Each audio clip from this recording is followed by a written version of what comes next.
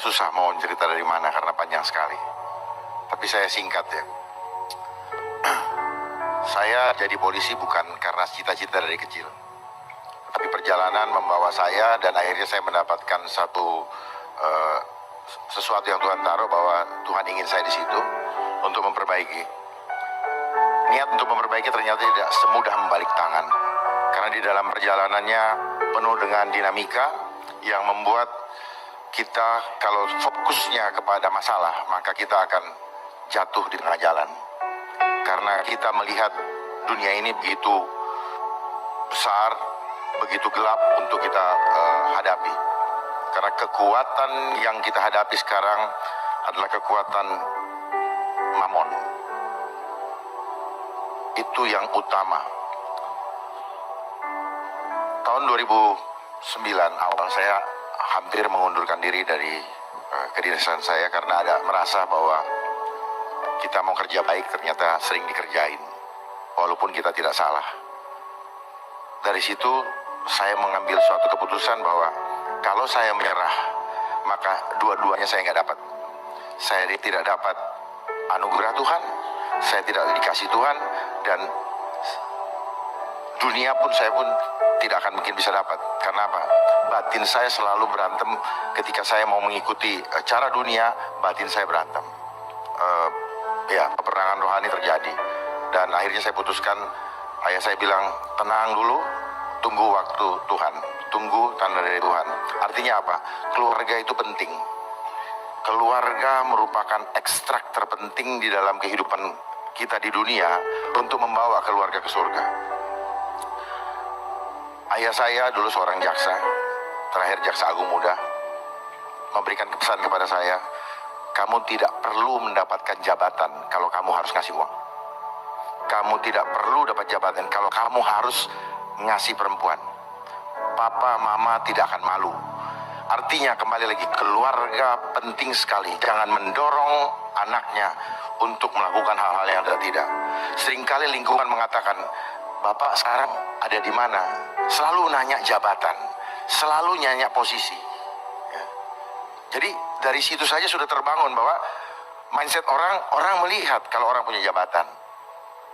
Dan sejak saat itu saya tetap berjuang dan akhirnya saya tidak jadi mengundurkan diri dari kepolisian karena ada Tuhan taruh di dalam hati saya.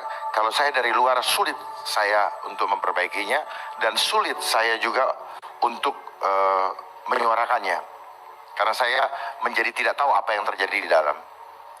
Singkat cerita, akhirnya saya 8 tahun di pangkat AKBP, kalau di Angkatan Darat itu Letnan Kolonel, dan selama 8 tahun selalu dijegal kalau naik. Dan setelah itu saya sekolah pun banyak dijegal, dan saya beberapa kali ikut seleksi KPK juga. Tahun 2000 pangkat masih AKBP, Kombes, itu juga banyak dijegal, hampir lolos, tetapi waktu itu ada intervensi dan sebagainya. Dan tahun 2012 saya ikut sekolah, 2014 saya ikut sekolah Sespimti, dan setelah lulus tidak lama kemudian, 6 bulan kemudian Tuhan angkat saya jadi bintang 1. Dan dalam waktu 3,5 tahun, puji Tuhan sudah bintang 3. Itu hanya semua kemurahan Tuhan. Tetapi di dalam proses itu pun tidak semudah yang orang lihat. Ya, terakhir waktu pas mau naik bintang 3 sendiri, ada demonstrasi yang demonstrasi kuasa Tuhan yang Tuhan perlihatkan, dan saksinya adalah Pak Geren. Karena jam 7:30 pagi sebelum dipanggil Presiden, saya minta Pak Geren, Pak Dautoni, ayah saya, Pak Jack untuk membantu mendoakan karena nama saya hilang dari list untuk dinaikkan bintang 3. Dipanggil Presiden tidak ada. Tetapi jam 10:15 ada yang WA saya bahwa saya gagal untuk ikut dipanggil Presiden. Saya berserah, dan jam 10:20 ada telepon dari istana, berhasil. Saya segera berangkat, ditunggu jam 11:30. Dan itu luar biasa karena Tuhan demonstrasikan betapa ketika kita mengandalkan Tuhan itu seperti begini. Setiap hari fokus ke Tuhan aja. Karena ketika kita fokus kepada yang dunia, maka kita selalu takut. Kapan dunia ini mulai takut? Kapan dunia ini juga mulai sombong? Ketika ada bank. Perhatikan deh, ketika kita selalu mengandalkan saving, kita pikir hidup kita bisa di-saving oleh bank tadi. Angka-angka itu menunjukkan harga diri kita. Angka-angka yang ada di bank itu menunjukkan kesombongan kita. Walaupun kita sekarang ada di gereja ini, tapi mungkin kesombongan kita ada. Tetapi kekhawatiran kita juga muncul ketika angka-angka itu kita perhatikan. Loh, saya punya tabungan tinggal 1 juta. Padahal ketika Musa membawa orang Israel, bangsa Israel dari Mesir ke tanah Kanaan, Tuhan sudah memberikan pelajaran, memberikan roti mana yang hanya boleh untuk dikumpulkan atau dipakai untuk sehari. Kalau dikumpulkan lebih dari sehari, maka itu akan busuk. Busuk artinya apa? Kita akan jadi sombong. Kita akan gunakan untuk hal-hal yang tidak-tidak. Kalau berlebihan, itu udah nature-nya atau kebiasaan manusia, kedagingan manusia. Manusia fana selalu begitu, selalu memanfaatkan untuk yang tidak-tidak. Bahkan seringkali berkat yang Tuhan berikan kepada kita, kita anggap ini titipan, sehingga kita mengumpulkannya untuk membangun harga diri, membangun nama. Itulah kaitan dengan angka-angka tadi. Gara-gara ada bank. Bank ini adanya ketika Tuhan Yesus lempar-lemparkan bangku, makanya bank itu berasal dari kata bangku. Dan bank inilah yang sekarang, yang mempunyai sistem perbankannya, yang sedang mau membawa kita ke proses penggenapan antikris. Di mana sekarang teknologi yang kita pakai sekarang itu hitungannya matematika. Coba lihat, perhatikan, di mana-mana orang selalu berhitung dengan matematika, tidak mengandalkan Tuhan. Padahal Tuhan Yesus sudah ajarkan kita 5 roti dan 2 ikan bisa memberi makan 5.000 orang.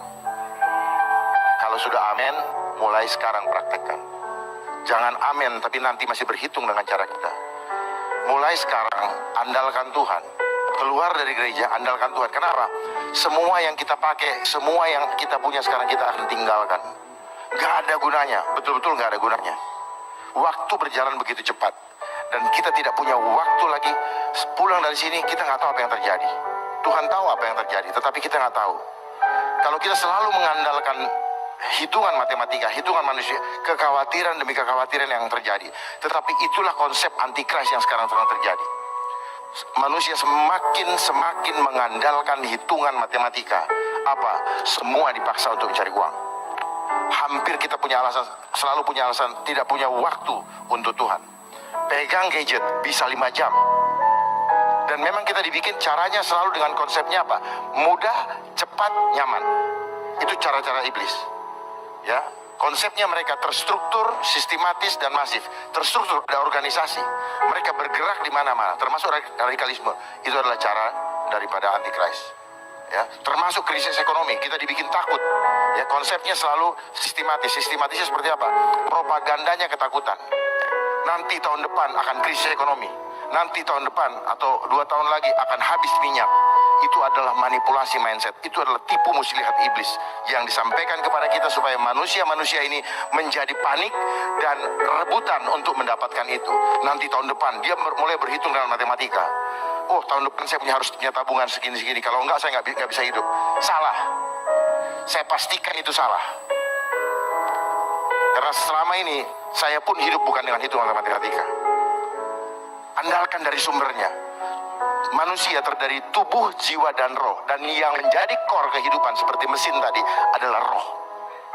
Tubuh ini akan binasa. Makanya kalau ada orang meninggal dibilang telah berpulang.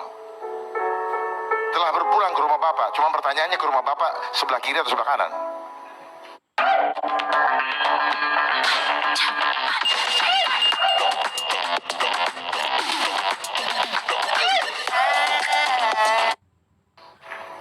Ya. Nah itu. Jadi yang menjadi core utama adalah roh, bukan tubuh. Tubuh dan jiwa sangat dipengaruhi oleh core tadi.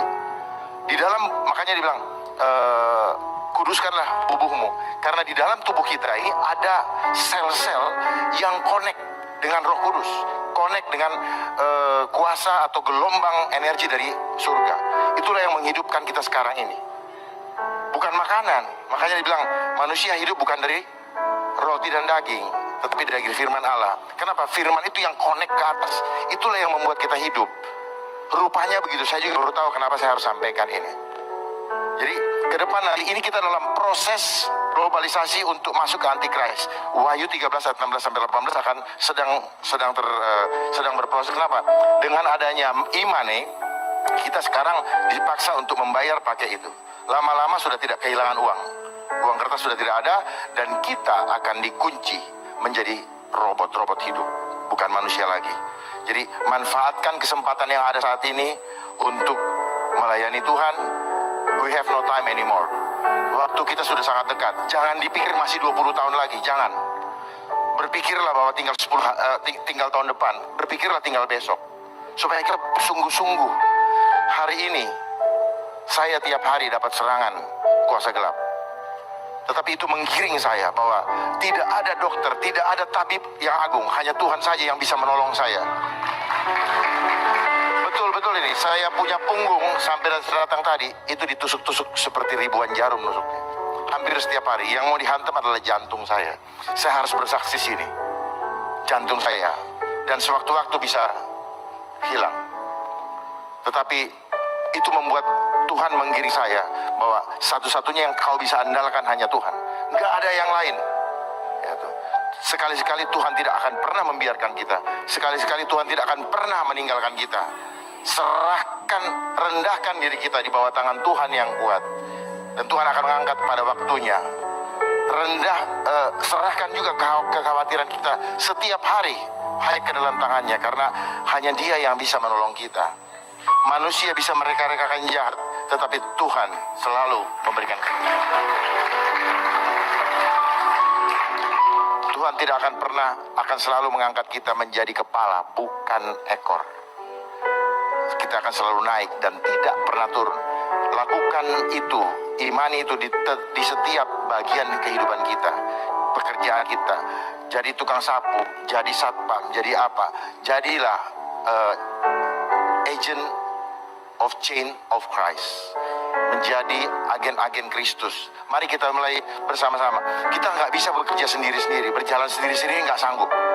Ya, begitu keluar dari sini saya suka perhatikan. Di lift itu sudah menjadi tidak seperti yang di dalam gereja. Sikut-sikutan.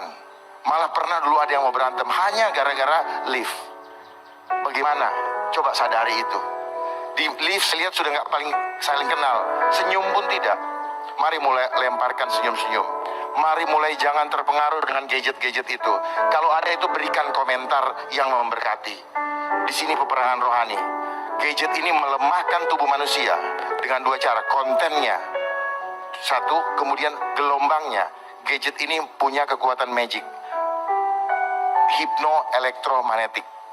Nanti saya bisa buktikan bahwa hipno ini bisa melemahkan sel-sel tubuh kita. Apa yang dihancurkan? Struktur DNA dari tubuh manusia. Lalu dia merusak membran sel. Membran sel menghasilkan hormon-hormon negatif, hormon-hormon beracun atau enzim beracun. Dan dia akan mempengaruhi mindset manusia. Itu yang dilakukan. Jadi sistemnya adalah selalu propaganda ketakutan. Itu ISIS itu juga buatan. 9/11 juga itu buatan. Itu buatan daripada Antichrist. Terus kemudian kayak krisis segala macam, demo apa segala. Jadi semua itu adalah buatan. Supaya apa? Ujung-ujungnya ada uang. Setiap ada hajatan selalu ada panitia. Setiap panitia selalu butuh anggaran untuk melaksanakan. Jadi itu caranya. Semua larinya ke uang. Sekarang kekuasaan yang dikejar semua uang. Orang berantem semua karena uang. Karena itulah ciri-ciri manusia zaman, cinta akan uang. Cinta akan uang adalah sumber dari segala sumber kejahatan. Manusia akhir zaman akan selalu menjadi hamba uang. Dan walaupun beribadah saat ini menjadi tidak percaya lagi dengan kekuatan ibadah itu sendiri. Kiranya apa yang saya bisa sampaikan singkat ini bisa memberkati kita semua. Mulai saat ini jangan andalkan hitungan matematika. Karena Wahyu 13 ayat 16 ada kata bilangan itu. Makanya kita selalu diarahkan kepada bilangan. Bilangan itu, ranking sekolah membuat orang sombong ketika dia ranking 1. Juara ini, juara itu, sadar gak itu? Ya. tapi bukan kualitas yang dikejar, angka-angka. Sistem demokrasi kita pun begitu. Satu suara, satu orang, satu suara, dan ini akhirnya apa? Suara yang tidak bagus bisa mengalahkan suara yang bagus. Dan itu adalah konsep dunia, selalu untuk mengarahkan ke sana. Sistem yang ada pun sekarang demikian, selalu sistem manajemen resiko, dibikin takut sehingga dibikin sistem-sistem supaya ini. Kita sedang menuju ke masa antikris. Kenapa? Nanti kita belanja chipsnya ada di sini. Sekarang dengan adanya OVO ini sedang sedang bergerak sana, dan nanti kita akan dikunci dengan sistem itu. Kita tidak bisa lagi mencipta, mempunyai rasa dan karsa. Pada akhirnya kita akan dikasih pilihan, mau ikut sistem ini berarti khianati Tuhan atau tidak. Itu pilihannya nanti. Jadi bersiap, perkuat iman kita. Jangan sendiri-sendiri, kita harus bersama-sama. Kalau kita sendiri-sendiri, kita pasti banyak khawatir. Mulai sekarang jangan terpancing dengan itu, jangan ribut dengan gadget, karena itu semua adalah mainan. Ini semua tipu muslihat, membuat kita ikut-ikut marah, ikut-ikut jengkel. Kalau orang bilang, ayo suara ini silent suara yang tidak ini munculkan, nggak perlu, berkati aja. Kiranya Tuhan ampuni dia, dia tidak tahu apa yang dia lakukan dan sebagainya. Baru menunjukkan itu adalah Laskar Kristus. Terima kasih. Shalom, semoga memberkati.